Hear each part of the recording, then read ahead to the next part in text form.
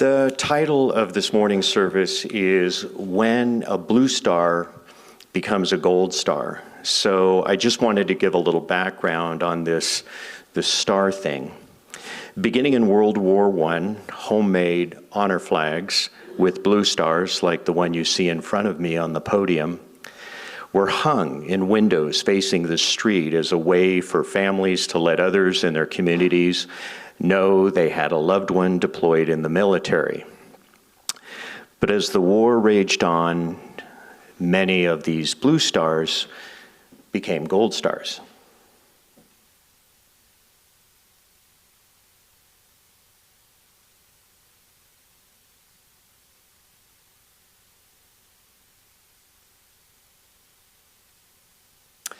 A house with a gold star meant that the family had received news that their loved one had been killed in action. I have a personal connection with this wartime symbolism.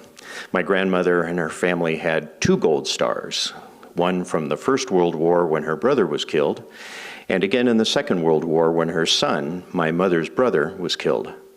Memorial Day, as we all know, is tomorrow.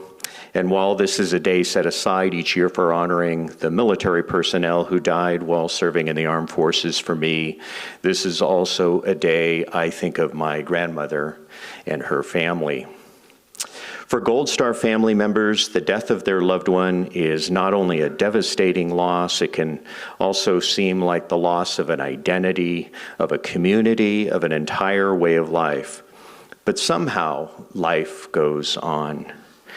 This morning, we'll hear three stories of resilience, along with action by the mothers of the soldiers killed in action. Three different wars spanning a 75-year period.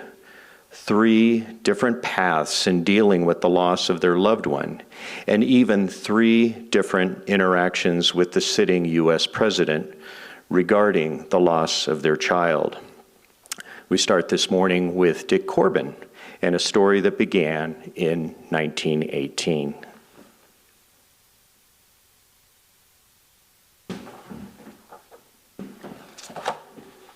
On October 11, 1918, just 1 month before the war in Europe ended, Grace Darlene Siebold was devastated when her family received a box containing the personal effects of her 23-year-old son, Lieutenant George Siebold. Up until that box arrived, Grace had no reason other than to assume that George was fine. A pilot serving in France, George had been writing his mother regularly, although it had been a few weeks since Grace had last heard from him. When she asked Army officials why she had received the box, their response provided Grace with no additional comfort. The plane George had been flying, Grace was told, had gone missing somewhere over France. With the war in Europe now over, Grace did everything she could to find more information about her son George, including repeatedly reaching out to government and military officials. Weeks became months, and months became years. Finally, in April of 1927, 8.5 years after Grace first received the package of her son's items, the American Graves Registration Service officially gave up the search for Lieutenant Siebold. Her son George was truly gone, and Grace realized his remains would never be recovered. In her grief, Grace reached out to other military families who had experienced the loss of a son or a brother to provide comfort. But it didn't stop there. In 1928, 96 years ago this week, Grace and a group of 24 other women who had lost sons of their own formed American Gold Star Mothers, Inc., named for the gold star on the honor flags that had hung in the windows of houses where family members had died in service. The Gold Star Mothers organization immediately dedicated themselves to support both the U.S. war veterans and the families of fallen servicemen and women. As president of the organization, One of Grace's first accomplishments was working directly with President Calvin Coolidge in leading the effort to have the government appropriate the funds to pay for all travel expenses for bereaved mothers to visit the graves of their sons buried in Europe. Beginning 12 years after World War II had ended, right in the middle of the Great Depression when jobs were scarce and few families could afford to travel, 6,693 Gold Star mothers from across the United States made the arduous 5,000-mile journey to European war cemeteries. 168 of the mothers who made that trip were African American and had to travel on segregated ships. But every mother made the journey for the same reason, to bid a final farewell to their long-deceased sons and hopefully to achieve some measure of closure in the process. For proponents of world peace like Grace Sebald, it was widely believed that the sheer number of grieving mothers gathered so dramatically in public and at the cemeteries would actually help foster peace. The war in which their sons perished was even called the War to End All Wars, based on the belief that the overall scale and impact of that war would be so significant that it would make any future wars unnecessary. That was not to be. Less than 10 years after the Gold Star pilgrimages of the 1930s, there was a new and even larger war, and the tradition of the Gold Star replacing the Blue Star on the honor flag continued. By the end of World War II, some homes even had multiple Gold Stars.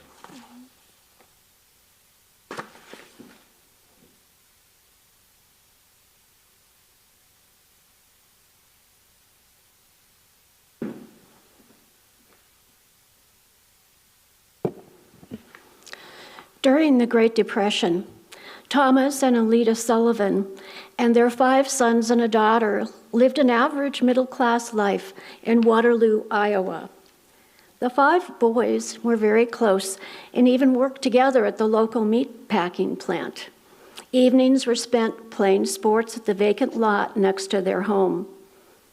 The 2 older brothers, George and Frank, had both served in the United States Navy prior to America's entry into the Second World War. When word came that one of their Navy buddies had perished in the sinking of the USS Arizona following the Japanese attack at Pearl Harbor in December 1941, all 5 of the Sullivan brothers decided to enlist, but with one condition: they be kept together. The Navy reluctantly agreed, since they had not yet finalized a policy to keep siblings from serving on the same ships during wartime service. Within a month, all 5 brothers, George, Frank, Joe, Matt, and Albert, were sworn in. In August 1942, the light cruiser USS Juneau that the Sullivan brothers were assigned to was deployed to the Pacific, where it participated in a number of naval engagements. In November of that year, the Juneau was tasked with bringing reinforcements and supplies to the Solomon Islands during the Battle of Guadalcanal. It was there, on November 12th, that the Juneau was struck by a torpedo launched from a Japanese destroyer. Still afloat, the cruiser's damage and its slow speed made her an easy target for another torpedo, this time from a submarine, which struck the ship's ammunition supply.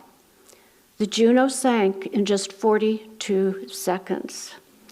687 men died in the sinking, including all 5 Sullivan brothers. Only 10 crewmen were rescued.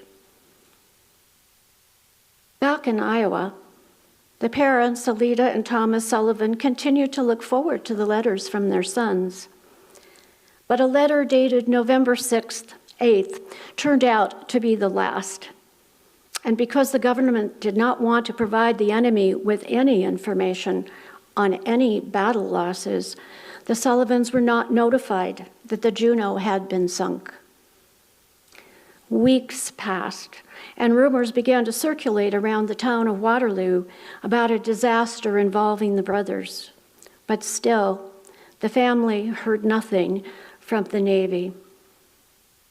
Then the family got a letter from one of the survivors from the ship, who had been a good friend of one of the brothers. "I am afraid all hope is gone for your boys," he wrote. "I don't know whether a letter of this sort helps you or hurts you, but it's the truth. I saw it." 8 months after that loss of the Juno, the Sullivan parents finally received an official letter from the Secretary of the Navy confirming that all 5 of their sons, who ranged in age from 20 to 29, had been killed. News of the Sullivan brothers spread quickly across the country, and overnight, the remaining Sullivans of Waterloo, Iowa, became the most well-known Gold Star family of World War II. As much as the country was getting used to the heartbreak of families losing a loved one, to lose 5 at once was inconceivable to most Americans. Even President Franklin Roosevelt reached out to the Sullivans. "I send you my deepest sympathy in your hour of trial, and pray that in Almighty God you will find the comfort and help that only He can bring," Roosevelt wrote in his letter to the family. In the press, Alida Sullivan had become known as the champion Gold Star mother, not a crown any woman would aspire to. Though deep in grief, she continued the legacy that Grace Siebold had started 15 years earlier after the First World War by reaching out to other families who had suffered the loss of a child. And as a nation-recognized voice of experience, Alida even wrote an article for a national magazine with advice for all mothers who had lost sons in the war. Alida died in 1972, having seen the ranks of the Gold Star families grow again during the Korean War in the 1950s, and again during the Vietnam War in the 1960s. But starting with the Vietnam era, the role of the Gold Star mother was no longer just to support other families. It was also an opportunity to take action.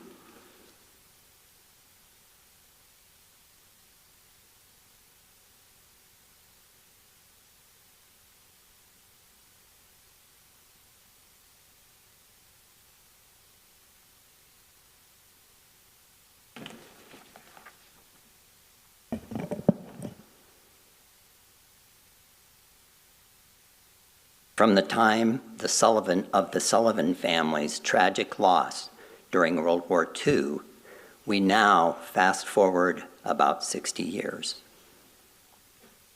On September 11th, 2001, 2 commercial airliners, which had been hijacked by terrorists, were deliberately flown into the Twin Towers of the World Trade Center in New York City.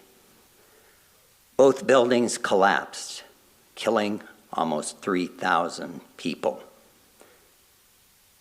The ire of the American people and the focus of the American government was now on the Middle East. Cindy Sheehan described herself as just an apolitical mother, focused largely on raising her 2 boys and 2 girls with her husband in the town of Vacaville, located northeast of San Francisco, California. That all changed in April of 2004. Just 4 years earlier, Cindy's son, Casey, had enlisted in the United States Army as a vehicle mechanic. Near the end of his active service, the 2003 invasion of Iraq began over that country's alleged possession and manufacture of weapons of mass destruction, along with their threat to international peace. Casey re-enlisted, knowing that his unit would be deployed to the Middle East. Just 2 weeks after his unit arrived in April 2004, Army Specialist Sheehan, along with 7 other soldiers, were killed when their units were attacked by rocket-propelled grenades and small arms fire south of Baghdad. As a vehicle mechanic, Sheehan had volunteered to be part of a quick reaction force to rescue American troops when the attack occurred. Later that week, Casey's remains were returned to the United States. Just 9 days after his death, hundreds of mourners came out to honor Casey's memory at the funeral in his hometown in California. The mayor declared it Casey Austin Sheehan Memorial Day, and Sheehan's family received the Purple Heart and Bronze Star at the service from an Army Major General who praised Casey as a soldier's soldier. The Sheehans, like the Seabolds and the Sullivans in the wars before them, were now a Gold Star family, that symbol of honor that no one wants. About 3 months after her son's death, Cindy Sheehan and other military families met with President George Bush, who happened to be traveling on the West Coast. On the outside, Cindy Sheehan continued to mourn.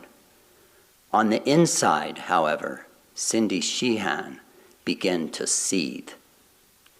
This new Gold Star mother then went to work. In January 2005, Sheehan and several other parents who had lost children in Iraq established the organization Gold Star Families for Peace, an anti-war group for the families of fallen servicemen and women. Their mission had 2 specific purposes when they organized: to bring an end to the U.S. presence in Iraq and to be a support group for Gold Star families. The event that brought national attention to Cindy and the Gold Star Families for Peace cause began in August 2005. Fueled by her son's death, Sheehan set up a vigil outside George Bush's Texas ranch, where she demanded another face-to-face meeting with the vacationing president about her loss and about his responsibility to end the war before any more mothers suffered her fate. The war, she said, needs to end now. The protest site, which became known as Camp Casey in honor of Cindy's son, was soon populated by numerous other peace groups. And the presence of the White House press corps guaranteed extensive media coverage. Bush acknowledged the protest, but he refused to meet again with Cindy. Undaunted, Cindy dedicated the next 6 years to the primary purposes of the Gold Star Family for Peace, to end the war in Iraq. The money she used to fund her travel to protest the war, as were the death benefits she had received as a result of her son being killed. In December of 2011, the Iraq War officially ended in a ceremony held in Baghdad, just blocks away from where Casey Sheehan had been killed 7 years earlier. In a war that had been waged based on the threat to international peace, 4,500 American servicemen, including Casey Sheehan, lost their lives. Another 32,000 were wounded. Researchers estimate the total deaths as a result of this war at over 400,000, of which about half that number were civilians. And weapons of mass destruction, one of the primary catalysts for this war, were never found.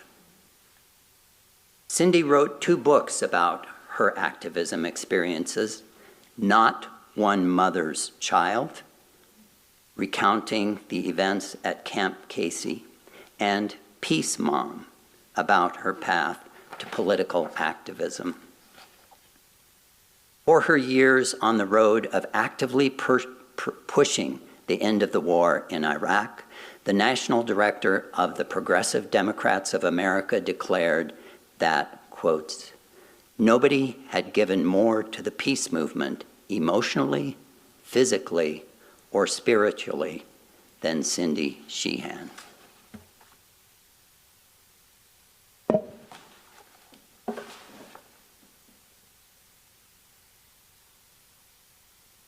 Thank you, Larry.